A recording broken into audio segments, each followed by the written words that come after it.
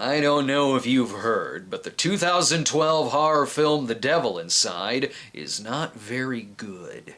But who knew that this little movie that was universally panned by critics and audiences second after the first screening would end up being a rather influential release that paved the way for the January dumping ground being an easy profit for some low-budget horror releases. The plot is simple enough. It's a found footage movie where a woman sets out on a quest to find the truth about her incarcerated mother and how it connects to a series of exorcisms.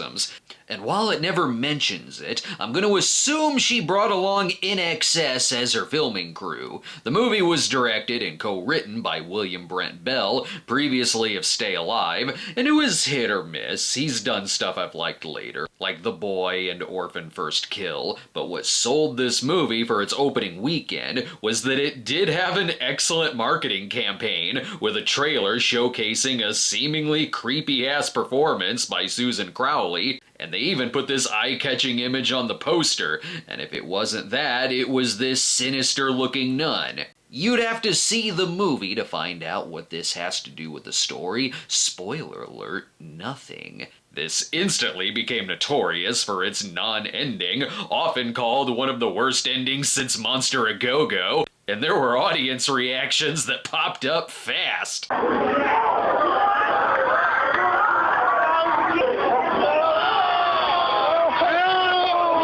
But there was a big enough audience there on opening weekend for it to debut at #1 at the box office with $35 million before plummeting in its second weekend, dropping off by 77%. By that time, though, it didn't matter. It only had a $1 million budget, so it already turned in one hell of a profit. And given its worldwide gross of $101 million, it was the most profitable film of 2012. That caught some studios' attention, as ever since then, January has been an extremely popular month for smaller horror films to get releases with no competition and able to come and go and make their money back on opening weekend. So it's in this unique position of having inspired some release dates afterwards, but due to its negative reception, you won't see a trailer that says, "From the people who brought you The Devil Inside." Yet it was one of my favorite opening night movie theater experiences. Time now to relive The Devil Inside all these years later. I'm watching my video. I'm watching my video. Oh, watching my video.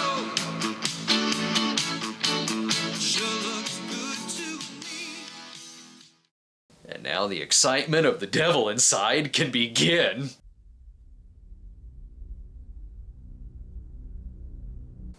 Picking up major silent opening credits from Windy City vibes. Though this one-ups that by hilariously stating that the Vatican did not authorize the exorcism recordings or endorse the film. What? Why would that even be a possibility? This just in, Rosemary's Baby not included in the National Tenants' Bill of Rights. Let's go back to 1989 for this backstory.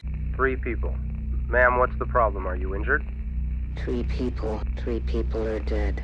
Damn, 911 Lone Star was hardcore back in the 80s. This seems like an open and shut case. Maria Rossi confessed to killing Beecham by burying him under another pile of hoarded trash. Seriously, watch Square Dance, the far more disturbing movie. This opens like how a 2000s Chainsaw Massacre would end.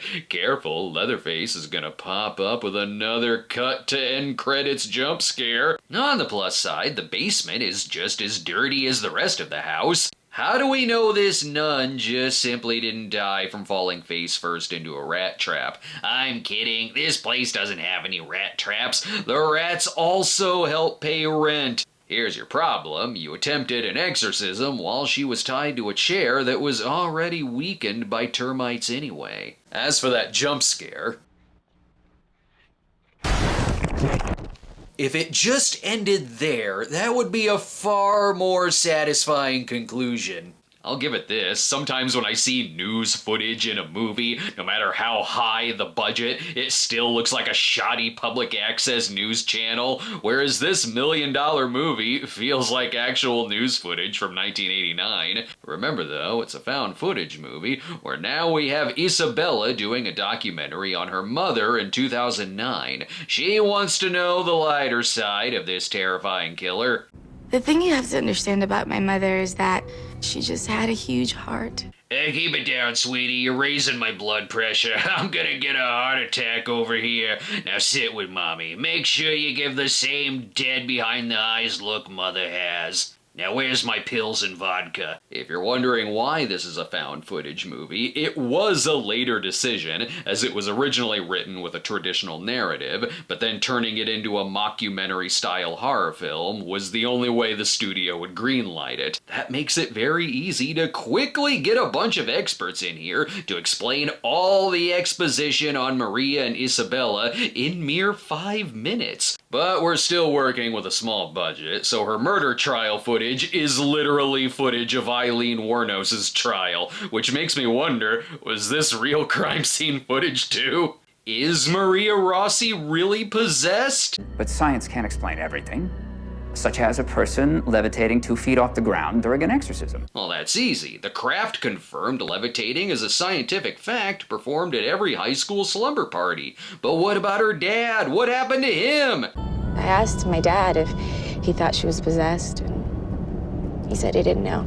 Yeah, I don't know, sweetie. Your mother always acted weird when drinking straight rust out of an old can of Billy beer she found in the basement. So many people associate this movie with January, but when the date pops up, few recognize that it's also a Thanksgiving film. Since it's done like a documentary and not some jokers running around with a camcorder, the shots are set up a little better than a standard found footage flick. The talking head segments come in at the right moments, and it's edited like a true crime series I'd probably see on Netflix. Given where this all leads, though, it begs the question of who the hell edited it, since it's not like we're just watching raw footage, and the documentary filmmakers must know that these two will be our main supporting characters, since that's who they're focusing on, despite the lead just now walking into the class. It is a movie, though, and not a docu-series, so it's thankfully only 80 minutes long, whereas if it were on Netflix, it'd be 5 parts, and we'd get a whole 30-minute backstory on the wine they're drinking. Here, it's more January movie, so we get a shot of a random person checking out her ass. What's his backstory? Devote 30 minutes to that! Even the acting really isn't that bad. Like when they're talking about various exorcisms they may or may not have encountered, it does have a natural flow to it, like people interjecting and talking over each other. Now Father Ben and Father David are off. They gotta hang the Christmas lights up on the Vatican Dome. It's the Christmas season now. They must be from Springfield like me. They're gonna get in trouble regardless of demons or not, lest you forget the zero Vatican approval. Non è possibile andare in giro con la camera. No, we No have... camera. He said we just need to take the truck nuts off the back of the car. We're good to go now. After all these years, she can come face to face with her mother in the only hospital that unfortunately did not have a padded room to stick her in. What's her story? She's extraordinarily anti-religious. No matter how many times we showed her the God's Not Dead series, she refused to acknowledge that he's not dead, but surely alive. Are we at least gonna know why she was transferred to Rome after her trial? So why do you think she was transferred all the way from the States to Rome? No, I don't know. It was before I arrived here. You should probably know that, Doctor. Dr. Loomis, this man is not. Don't talk about faith or God, and stay passive. Right, like I said, she hates religion. Just ignore that we have a shitload of crucifixes up everywhere. Anyway, Maria's just gotten out of hair and makeup, so she's ready to talk after she's asked them thousands of times to remove the moth flying around in the corner of the ceiling. Doesn't take too long for it to get weird. Perfect. Hold that pose. We have a poster. Susan Crowley is pretty good in it. I like how in mere seconds she can go from speaking gibberish to talking about her dead husband, then to not recognizing her daughter. Sometimes she can look concerned and then look like she might snap. Go ahead, move closer. I see nothing bad coming of this. You damn fool, you blew out the sound! That's gonna add even more to the budget, and the Vatican is still not covering our bills! I really wish she was in the movie more, especially since she's the poster, but she's in it far more than the blind nun, the other popular cover image of the movie. What does the blind nun have to do with anything? Possession and exorcism have dictated my life. It took my mom and it basically... Nothing. Absolutely nothing. She's an extra. That's the only shot of the movie she's in. That's like if the cover of Halloween 2 was Dana Carvey. We'll get some background on the other characters too. It's hard to say why I wanted to be a priest. It's because your mom rented Monsignor for you instead of Superman. Similar to Ben's story. And by the time I was 13, he told me that he was an exorcist. It's like, I suppose, you know, you're being told that your dad's Superman. Well, his dad must have rented him one of the Turkish Superman movies. Though when Maria talked about Isabella defying God's will, it seems like she's seen some faith-based movies. I terminated a pregnancy about 4 years ago. The doctor said I couldn't carry it to term, so... Resisting urge to show her DVD of The Life Zone? Let's go ahead and take a break. I think their tea is almost ready. Sometimes things get broken in our lives. We need help. Seeing. Walking. To ask him for help should be easy enough. The hard part is already over. We're back, and there is a much bigger story here than the one involving her mom. How about the fact that David and Ben are practically starring in their own TV pilot as two rogue priests performing unauthorized exorcisms on people turned down by the church? We monitor everything, heart rate, blood pressure. Go ahead. That's a camera we use to determine pupil dilation. They're being very cool about all of this being included in her documentary. Gotta get the word out somehow. The church won't even perform an exorcism on Maria despite moving her to Rome. So that means that my mother's case No. can actually Isabella, be something that they go... the church will never pursue your mother's case because the last time someone did, people died. Okay, so maybe try again with better security than doing it in a dirty basement? Sometimes I do forget it's a horror movie, and am more interested in it providing a history of the church and exorcism facts. Then a jump scare comes in, and I'm like, alright, January horror movie, and lines like this. We're actually going to see a person who's supposedly possessed. So I guess now we'll see if it's bullshit or not. Great insight, Ken Burns. And why haven't you learned? You gotta stop doing this in the town's creepiest of basements. This is why The Exorcist was superior. They learned quickly to stay out of attics or basements. The modern exorcism movies are always like, okay, what contortionist do we have on speed dial? Get actress Bonnie Morgan in here. She was also the contorting Samara in a couple of the Ring movies, and does have a pretty badass IMDb photo, honestly. Can she call his mother a whore in the scene? She's perfect. That's when you know she's possessed, when she insults your mother. And why are they always so horny? Don't exercise them, just, I don't know, get them a hooker or something, or take them over to the Porky's establishment. It seems like their prayers worked, though. Phew, on second thought, maybe I don't want to know much more about my mom. We need to hear from the documentary's director for a final thought. I don't know what to say. Ugh, I'm gonna go back to making documentaries about letter fonts from now on. He really didn't have anything to say because that was the whole scene.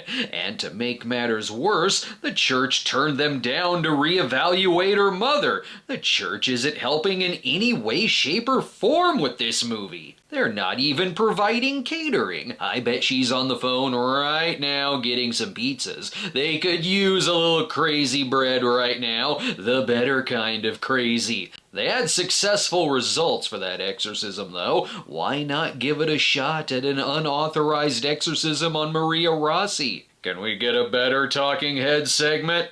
Regardless of the outcome, the church will find out, and it will put my job in jeopardy. Yes, I'll be performing the brain surgery. No need to explain it to me. I've seen Stigmata. I know you're qualified. Just give me free tickets for the documentary when it comes out. Everything's calm so far, considering their last exorcism. What was that? Is it a heart attack? No, just a fly buzzing around the machines. It's all good, or not. First moths, and now they can't keep flies out of her mouth? Put some fly paper on the ceiling and this whole situation will resolve itself. We mainly see demons with a talent for vulgarities, but this one has the power of satellite disruptions and being incredibly judgmental. And I'll use your tongue to skull fuck the baby killer over there. It's when she quoted the deleted scenes from Unplanned that I wondered why Isabella is even here. You're risking her falling under the demon's spell and getting in the way when people are already being slammed against the walls. It is interesting that it's like a reverse exorcist, where this time it's the mother who's possessed, and if they just watch their own movie after. Tell me your name, coward! Whew, way too dark to send this to America's Funniest Home Videos Rome edition. And like The Exorcist, of course, the demon's been passed from one person to another, but not instantly. They let David have some couch time so he can relax until the demon begins showing signs when David decides to do some important paperwork. I feel like even the individual scenes themselves are getting cut off too soon. Brace yourself for that later. Are you alright? Is she okay or not? To find out the next day, she's not okay because the hospital won't release her mother after the exorcism was successful. Yeah, no shit. There probably has to be a lot of hearings and paperwork first, which you nosebleed on, asshole. Every so often, there's still some surprising shots. I like this talking head segment, where she gets up to find that the possessed David has been sitting in the dark and eating the whole time. Keep the lights on, you idiot. You got mustard all over your shirt. At least Father David isn't going to be giving a baby a baptism or something. Oh, shit, he is. Baptism is the transferal of sins. We've all seen The Godfather. We know this. The baby will get baptized, and Isabella's enemies will be shot in the eye while getting a massage. Let's take another break. I'm sure this will go well. Special shout out on Patreon for those who voted for this episode. Sorry if you could see what I hear, though this race was far too close for my comfort. The stock fifth choice has to earn its dues first and lose miserably several times, like Tarot and One Missed Call just did. Contribute now over at patreon.com/the Cinema Snob. We're back, and the baptism did not go well. He tried drowning the kid, and you'd think it'd be pretty easy to take the guy in after that, but no, he just walked on out the church and found his way home, where it's not going well there either. The higher the stakes in a found footage movie, the closer they speak to the camera, with their voice shaking and their nose running. Now I'm seeing why it was easy for him to get away once the cops do show up.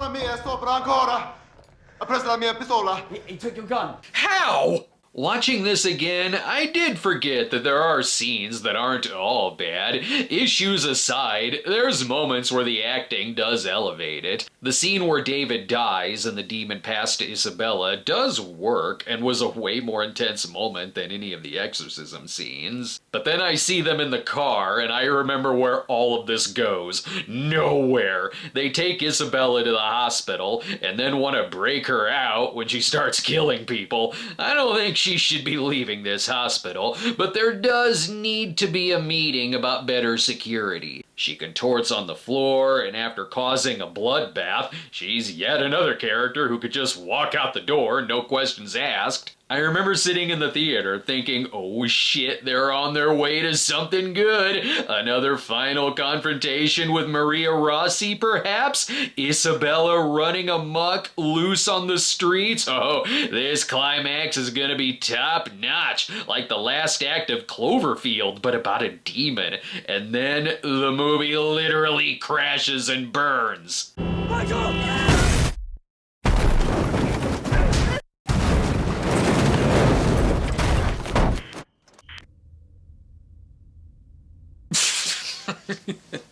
What? Oh yeah, unresolved, and the movie seems to remain unfinished. So here's the difference between this and other found footage movies. Yeah, you go into a found footage movie knowing it's gonna end abruptly. Most of them do, and it's typically when the camera gets destroyed. But in all of the better ones, there is a natural progression of the tension, to where in things like the Blair Witch Project or Paranormal Activity, you know when you're in the climax, and the endings feel like an appropriate cutting off point. In this, it doesn't even feel like you're in the third act of the movie. You take out the credits, this is only 75 minutes long. It felt like they were driving to the climax, and then the movie just died. It's an ending so bad that it garnered the movie a rare F on Cinema Score, because whatever was okay about it beforehand was completely forgotten. I wasn't even mad about the ending necessarily. I mainly laughed because of the audience reaction, and because it's not like it was a great movie beforehand and then the ending ruined it. At best, it was just mediocre. I liked that the documentary angle made it better shot than most movies of its kind, and the characters were more mature as well. The acting was good, and so was the improving. The biggest problem before the ending was that it wasn't very scary, and the exorcism scenes were very been there, done that, and a lot of plot points felt rushed so it could go on to the next thing. So I guess as bad as the ending is, it is the one thing that made it memorable, for better or worse. The only recent thing I could compare it to is when I saw Homestead, and at the end it explained that what we just saw was a TV pilot and that we had to go home to see the rest. The audience was, again, pissed. But at least in that case, you could go home and watch the rest, whereas here, they give you a website that, if I remember right, was mainly character bios, I think. I don't know, because the website no longer exists. So it's not like there was extra movie on the site. The audience rightfully felt cheated by a non-existent third act, but it's a theatrical experience I wouldn't trade for the world. However, if you want a story that does have an ending, my latest book is now available in hardcover. Get yours today by clicking the links in the comments and in the description, or if you prefer, it is still available in paperback and ebook, and we'll see you next week. All you fucking do is talk.